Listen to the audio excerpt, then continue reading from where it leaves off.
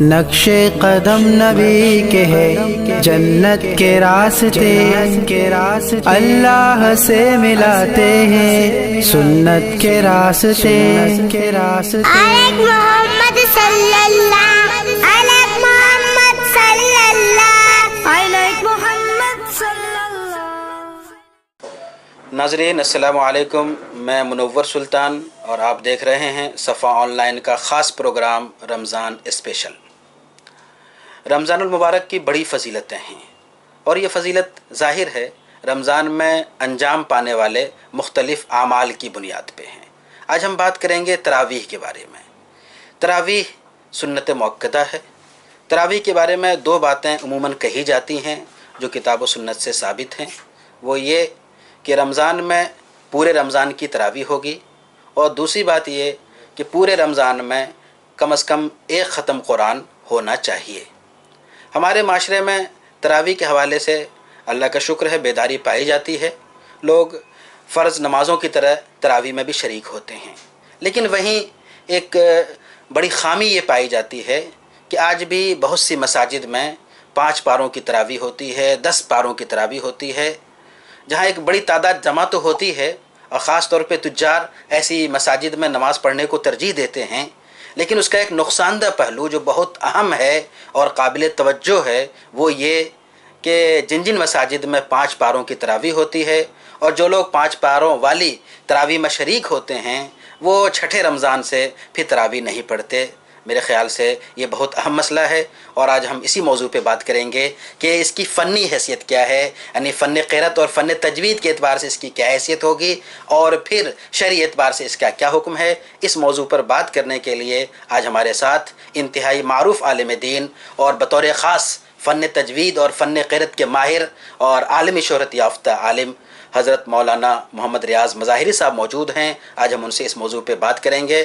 مولانا، ہمارے پروگرام میں آپ کا بہت استقبال ہے۔ سب سے پہلے ہم آپ سے یہ جاننا چاہیں گے کہ جو 5 پاروں کی تراویح ہوتی ہے، 10 پاروں کی تراویح ہوتی ہے، تو ظاہر سی بات ہے جب 5 پارہ پڑھنا ہوگا تو وہ بہت تیزی کے ساتھ قرآن پڑھے گا، تو یہ اس فن کے لحاظ سے، فن تجوید، فن قرأت کے لحاظ سے کیا یہ صحیح ہے؟ پڑھنے کا یہ انداز صحیح ہے یا صحیح نہیں ہے؟ آپ کیا اس سلسلے میں بتائیں گے؟ بسم اللہ الرحمن الرحیم، الحمد للہ رب العالمین، والصلاة والسلام علی سید المرسلین وعلی آلہ وصحبہ اجمعین، اما بعد فاعوذ باللہ من الشیطان الرجیم، بسم اللہ الرحمن الرحیم، ورتل القرآن ترتیلا، صدق اللہ العظیم۔ وقال رسول اللہ صلی اللہ علیہ وسلم، اقرأوا القرآن باللحون العرب، او کما قال رسول اللہ صلی اللہ علیہ وسلم۔ جہاں تک قرآن پاک کا شرعی تعلق ہے، اللہ رب العزت نے قرآن پاک کو تجوید کے ساتھ حضرت جبرائیل علیہ السلام کے ذریعے جناب رسول اللہ صلی اللہ علیہ وسلم کے قلب اطہر پر نازل فرمایا۔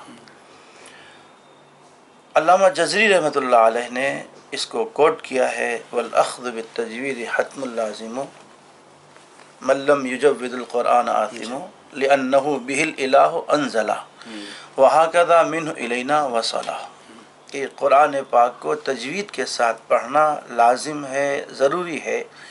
جو شخص قرآن پاک کو تجوید کے ساتھ نہیں پڑھتا وہ گنہگار ہے، اس لیے کہ اللہ رب العزت نے قرآن پاک کو تجوید کے ساتھ نازل فرمایا ہے، اور اسی تجوید کے ساتھ یہ نبی پاک علیہ السلام سے لے کر ہم تک پہنچا ہے۔ آپ غور فرمائیے سورہ قیامہ کی وہ آیت، لا تحرک بہ لسانک لتعجل بہ ان علینا جمعہ وقرآنہ فاذا قرأناہ فاتبع قرآنہ۔ جب ابتدائے نزول کے وقت حضور پاک صلی اللہ علیہ وسلم قرآن پاک کو جلدی جلدی پڑھتے تھے تاکہ یہ یاد ہو جائے، ذہن نشین ہو جائے۔ اللہ رب العزت نے ارشاد فرمایا کہ آپ قرآن پاک کو عجلت کے ساتھ نہ پڑھیں۔ عجلت کے ساتھ پڑھنے میں حروف اپنی صحت کے اعتبار سے ادا نہیں ہوں گے، اخفا کہیں ہوگا کہیں نہیں ہوگا، غنہ کہیں ہوگا کہیں نہیں ہوگا، مد کہیں ہوگا کہیں نہیں ہوگا۔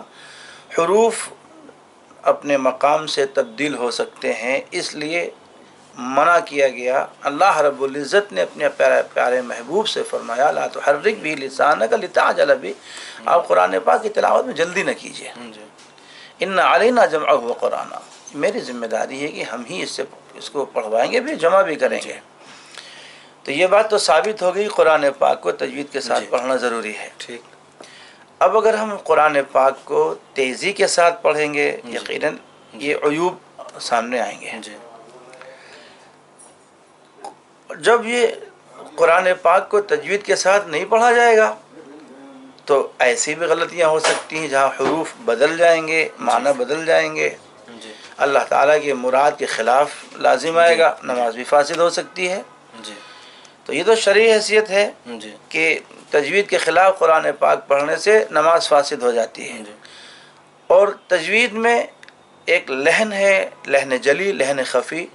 لحن خفی اگر ہو رہا ہے تو اس سے نماز مکروہ ہوتی ہے، لحن جلی ہو رہا ہے تو نماز فاسد ہو جاتی ہے، اور عجلت میں لحن جلی بھی ہو سکتا ہے۔ تراویح سال میں صرف ایک بار پڑھی جاتی ہے ماہ مبارک میں، سال بھر لوگ انتظار کرتے ہیں، اور پھر خدا نخواستہ ہمارے امام صاحب تیزی کے ساتھ پڑھیں جس سے ہماری نماز فاسد ہو جائے تو بڑے افسوس کی بات یہ ہے۔ یہ تھی شرعی حیثیت۔ اب جہاں تک 5 پارے پڑھنے کی بات ہے تو ظاہر ہے کہ جب انسان 5 پارے پڑھے گا تو یقیناً وہ تجوید کے ساتھ نہیں پڑھ پائے گا۔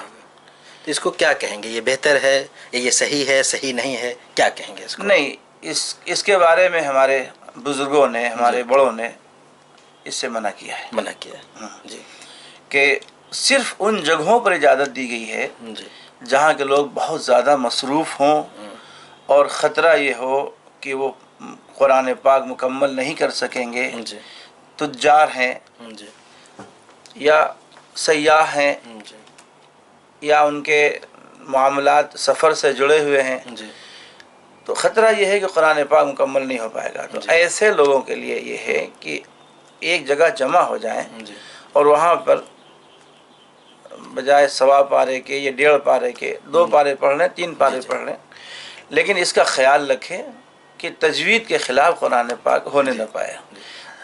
3 پارے تک کی اجازت ہے، 5 پارے کی تو اجازت میں سمجھتا ہوں کہ ہمارے بزرگوں نے بہت کم دی ہے، یعنی خاص حالات میں اس کی اجازت ہے، اور جو عمومی رجحان ہے یہ صحیح نہیں ہے، یعنی اس کو بند ہونا چاہیے، بند ہونا چاہیے۔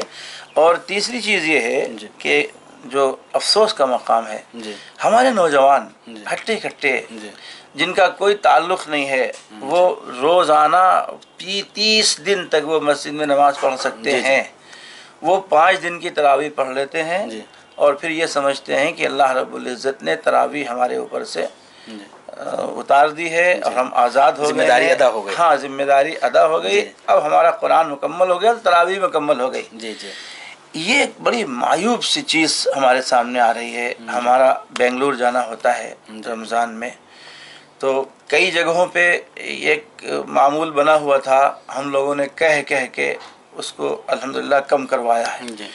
اور یہ عام شکایت آ رہی تھی کہ بڑا طبقہ نوجوانوں کا وہ 5 سپارے کی تراویح یا 7 سپارے کی تراویح پڑھ لیتا ہے اور 6 دن میں 8 دن میں مکمل کر کے وہ پورے رمضان پھر وہ مختلف مساجد میں جاتا ہے، وہاں جا کر وہ تقابل کرتا ہے۔ ہم نے جو پڑھا تھا وہ امام صاحب نے کیسا پڑھا تھا، آج اس مسجد میں امام صاحب نے کیسا پڑھا، کل وہ وہاں جاتا ہے، پرسوں وہاں جاتا ہے، نمبر دیتے ہیں، گویا کہ وہ مقابلہ مسابقہ کرتا ہے اور اس میں ائمہ کرام کو نمبر دیتا ہے۔ تو ظاہر ہے کسی کی طرف سے حسن ظن ہوتا ہے، کسی کی طرف سے سوء ظن ہوتا ہے، اور یہ بات تو یہ خود غلط ہے، یہ خود غلط ہے۔ یہ فرمائی گئی کہ آمن یا ایھا الذین آمنوا اجتنبوا کثیرا من الظن، کہ سوء ظن سے اپنے آپ کو بچاؤ۔ تو ایک رخ یہ ہے، اس رخ سے خواہ مخواہ کے لیے حسن ظن سوء ظن پیدا ہوتا ہے۔ دوسرے تجوید بھی اس میں تقریباً ختم ہو جاتی ہے، پڑھنے والا جلدی کرتا ہے، حروف کی تبدیلی ہو جاتی ہے، نماز فاسد ہو سکتی ہے۔ ان تمام چیزوں کے پیش نظر 5 پارے یا اس سے زیادہ کی تراویح کو روکنا چاہیے۔ بہت شکریہ، جزاک اللہ۔ नाजरीन, अभी आपने सुना कि जो हमारे यहाँ मुरव्वज है, हमारे माशरे में इसका चलन होता जा रहा है कि 5 पारों की तरावी होती है। बहुत से नौजवान 5 पारों की तरावी पढ़ते हैं और उसके बाद ख़ुद को आज़ाद समझते हैं या समझते हैं कि ज़िम्मेदारी पूरी हो गई। ये क़ुरान के लिहाज से भी, फ़न क़िरात और तजवीद के लिहाज से भी गलत है, और दूसरे लिहाज से भी अगर देखें कि पूरे रमज़ान हमारा ताल्लुक़ तरावी से होना चाहिए, क़ुरान से होना चाहिए, इस हवाले से भी गलत है। तो हम दरख्वास्त करेंगे हम अपने सुनने वालों से कि इस आवाज़ को दूर तक पहुँचाएँ कि हमारे माशरे में ये जो चीज़ चल रही है इसको रोकें। कितना बेहतर होता कि हमारा ताल्लुक़ पूरे रमज़ान कुरान मजीद से रहे, तरावी से रहे। इससे अच्छी बात और क्या हो सकती है। लिहाजा ये जो 5 पारों की तरावी है इसको रोकने की कोशिश करें। बहुत बहुत शुक्रिया, जज़ाकल्लाह। नक्शे कदम नबी के है जन्नत के रास्ते, अल्लाह से मिलाते हैं सुन्नत के रास्ते। मोहम्मद सल्लल्लाहु